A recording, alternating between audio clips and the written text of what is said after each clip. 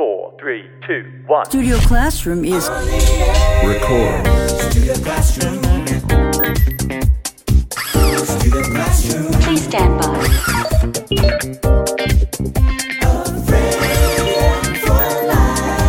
A classroom. Studio Classroom. Studio Classroom. Studio Classroom. Studio Classroom is on the air. Hey everyone! Welcome to Studio Classroom on the air. This is the place to come when you want to have some fun. My name is Rebecca. Well, we are on the final day of a 3-day lesson about the king who didn't like to take other people's advice. Now, yesterday, we learned about a riddle that the king had to answer. Do you think that the king will find a way to answer it correctly? We will find out today, hopefully. Well, as you already know, today's lesson is called The King Who Hated Old People. And here are a few things to look forward to learning today. What is the difference between sink and float? And you will also find out to acknowledge one's mistake. Friends, open up your magazines to today's lesson and let's get started. Come on.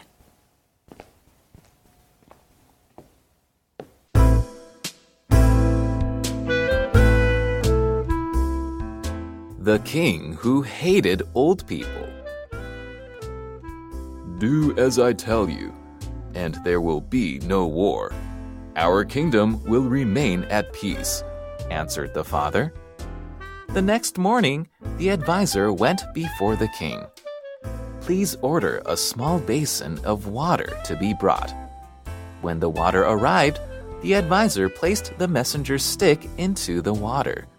One end sank down, while the other end stuck up out of the water. The end that is higher grew higher on the tree. The end that sank was lower, the advisor answered.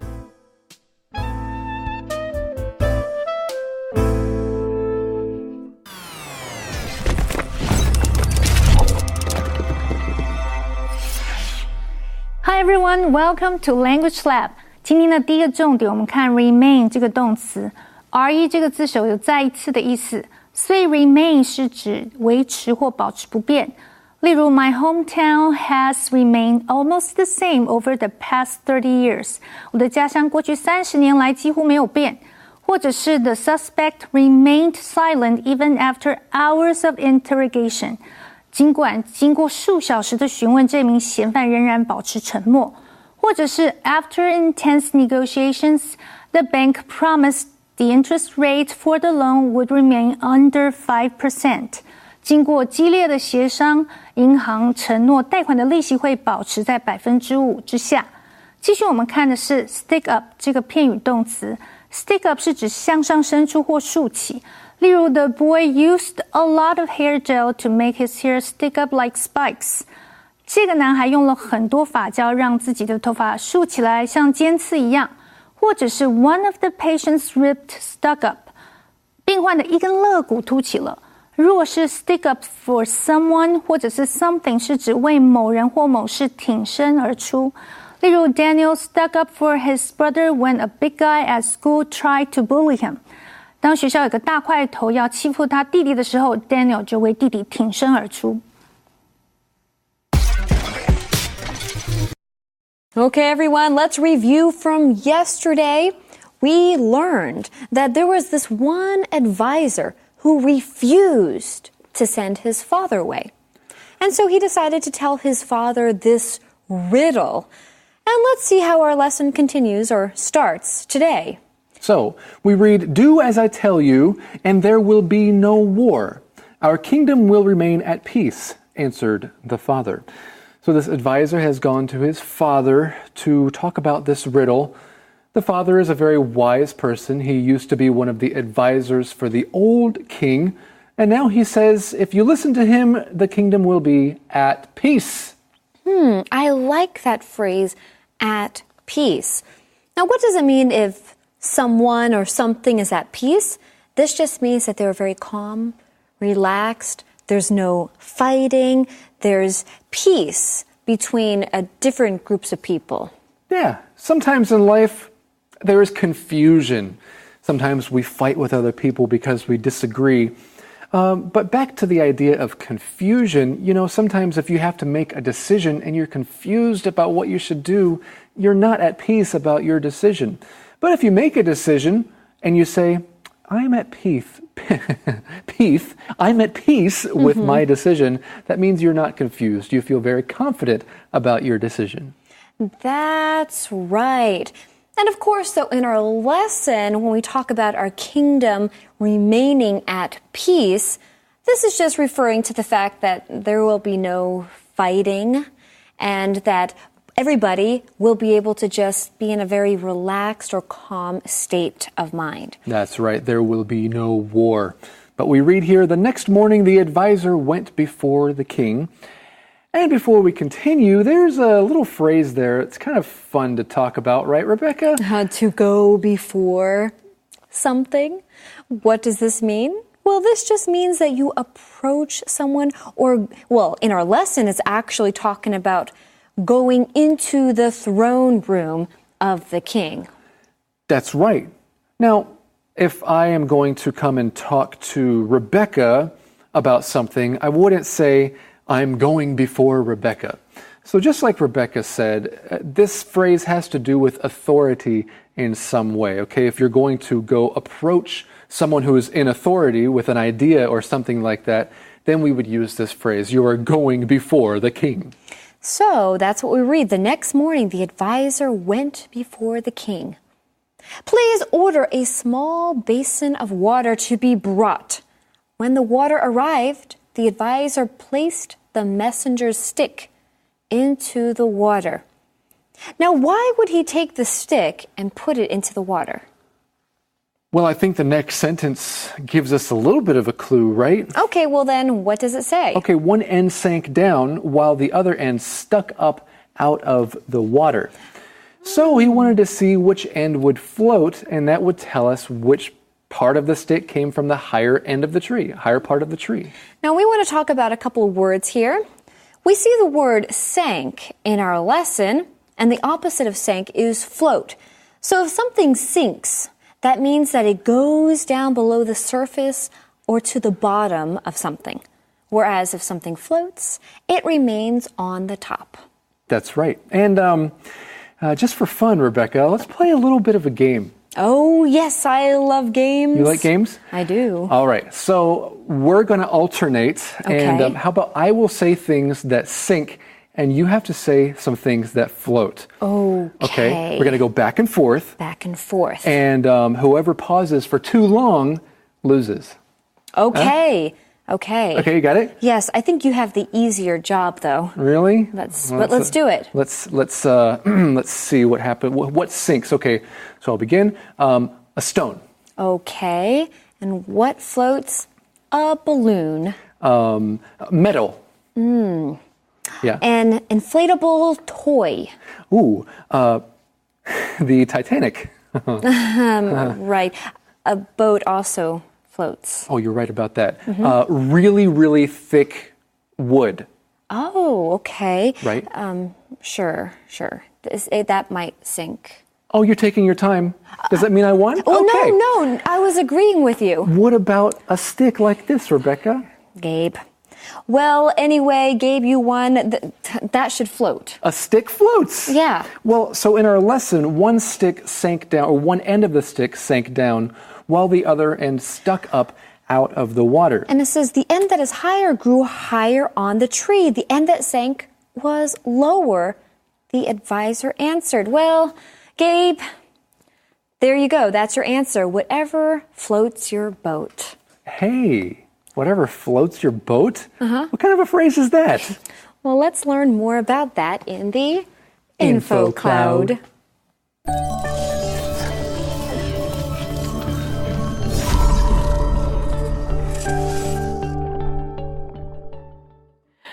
Welcome to Info Cloud.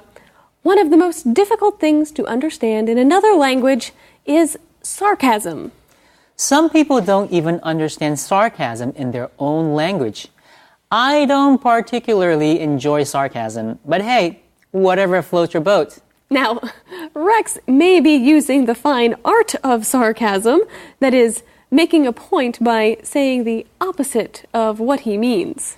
I did use an expression that is often meant to be sarcastic. Whatever floats your boat. This essentially means do whatever makes you happy. I think I'm going to quit my job and become a travel writer. I've always wanted to wander the earth and write about it. Whatever floats your boat, Carolyn. Here, Rex is saying that I can do what I want. But the implication is that he either doesn't agree or he doesn't want to be involved in my decision. Now, sometimes people really do use this expression to mean that they don't mind the choice you are making. If I were to tell Rex that I had to cancel our InfoCloud planning meeting because a friend had offered to take me skiing, Rex might say, Hey, whatever floats your boat. I can take that to mean that I can cancel our meeting and that Rex most likely isn't upset.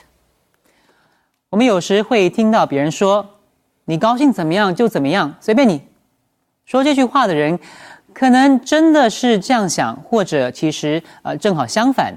英文也有一句类似这样的用语是 whatever floats your boat， 任何能够让你的船浮在水面上的东西都好。引申出来的意思就是随你高兴啦。这句话有时带有讽刺的意味，譬如如果我没心情工作想要请假，我的伙伴可能会冷冷地说 whatever floats your boat。他说这句话的意思可能是支持你，也可能是根本不在乎，随你高兴。或是丈夫在高谈阔论自己的梦想，太太可能会泼一盆冷水说 Hey, whatever floats your boat， 随便你，你爱怎么样就怎么做。这就是今天的 InfoCloud， 我们下次云端见。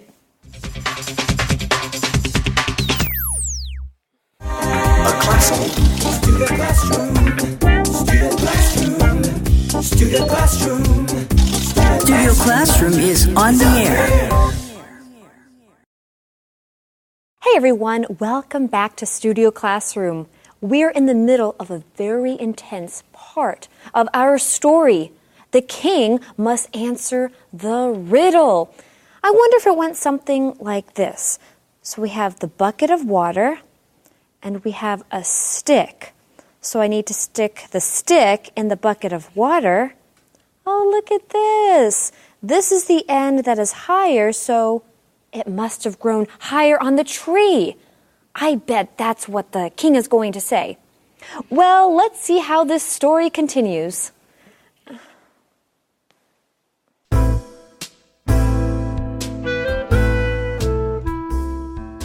The king who hated old people. The messenger smiled and bowed as he left the king's presence to put an end to the war before it started. "How did you know the answer?" asked the king. "I cannot lie," stated the advisor. "Because of my love for my father, I did not send him away. I kept him hidden inside my home. His wisdom saved our kingdom." "I have been wrong," said the young king. "I now see that wisdom comes with age and experience." All the elders were brought back and honored by everyone.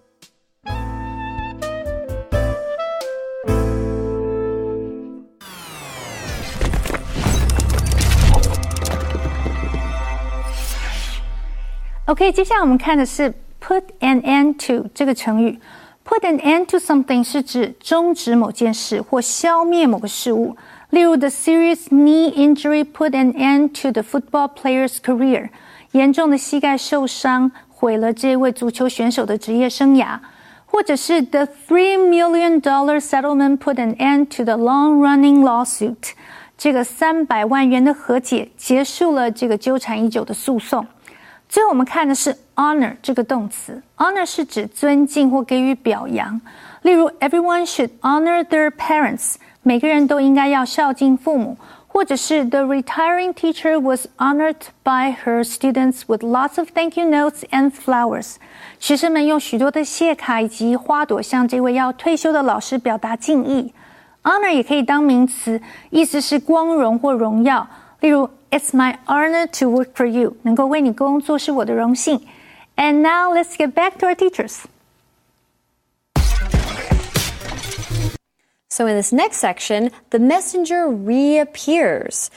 And of course, I guess the advisor had told the messenger that the end that is higher grew higher on the tree, the end that sank was lower.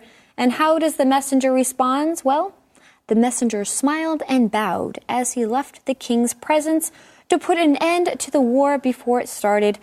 I guess the messenger was there the whole time. Well, he probably left and came back.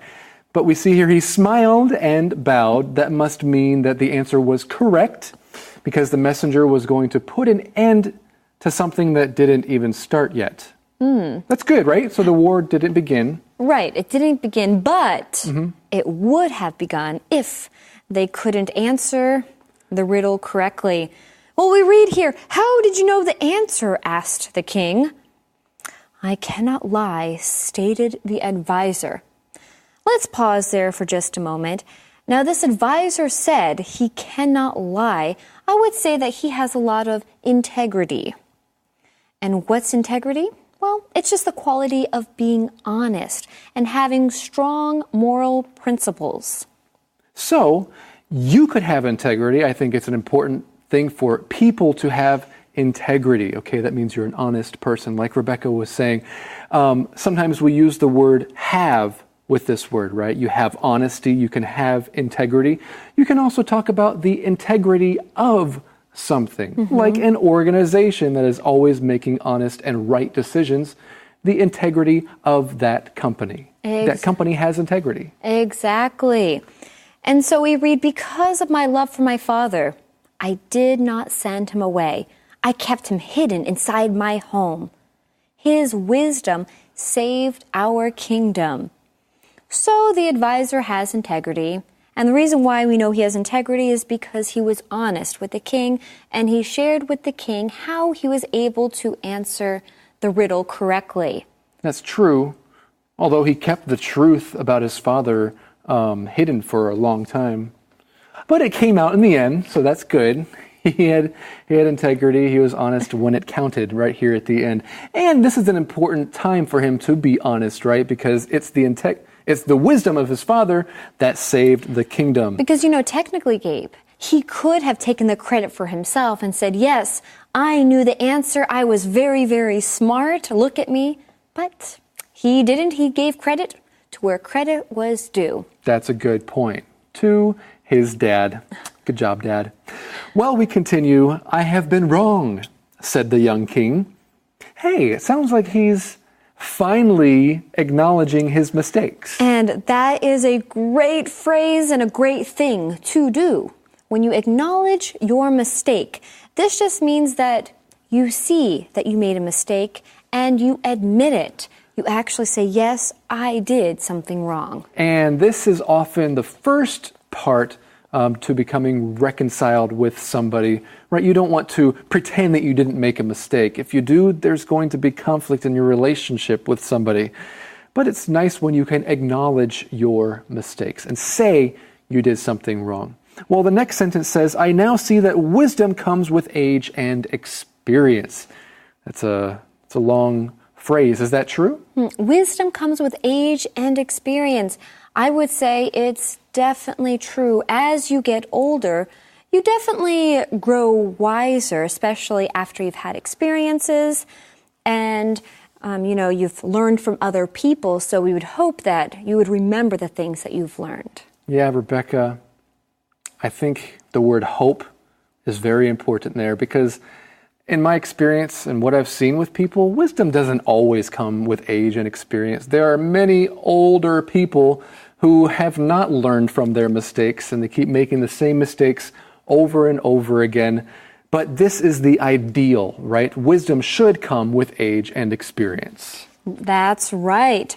And as a result, as we can see in our lesson, all the elders were brought back and honored by everyone. And in general, I do think that our elders, whether they make mistakes or don't make mistakes, should be honored. Well, I think that our elders should also watch a review skit.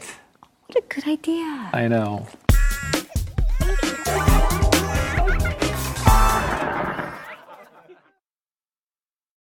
Oh no, soon a powerful kingdom will come and conquer our kingdom. And we will all become slaves. Oh no. How terrible. Well, what can we do? Well, if we can answer the enemy's riddle correctly, we can remain in peace. But we only have 7 days, and 6 days have already passed. Do your advisors know the answer to the riddle? No, they were all too young. Because you forced the old advisors to leave. Yes, I did. And the young ones have no experience working outdoors. How can they know which end of this stick comes from the higher part of the tree? How can anyone know? Well, I can tell you. You can? Yes. See this basin of water? Why, yes. Put the stick in the water. Well, okay. Now what? The end that is higher grew higher on the tree. The end that sank was lower on the tree. Amazing! Why? You put an end to this war before it started. Yes, I did.